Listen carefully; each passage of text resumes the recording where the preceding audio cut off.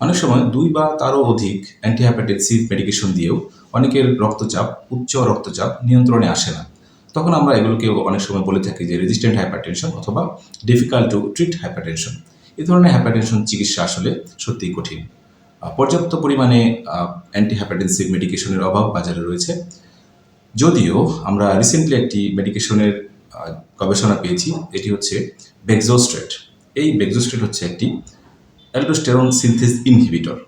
এটি যদি আমরা অন্যান্য ঔষধের সাথে, যে ওষুধ এক্সিস্টিং ওষুধগুলো পাচ্ছে বাজারে, যে ওষুধগুলো আছে সেগুলোর সাথে যদি বেক্সোস্ট্রেট দেওয়া হয় তাহলে কি হয়। এ ধরনের একটি গবেষণা সম্প্রতি প্রকাশিত হয়েছে, গবেষণা নিবন্ধ আকারে।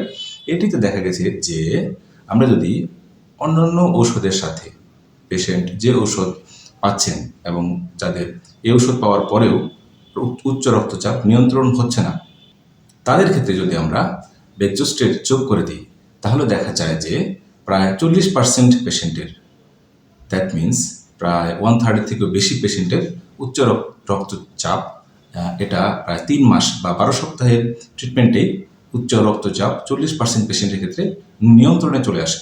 এটি একটি গবেষণা আকারে প্রকাশিত হয়েছে।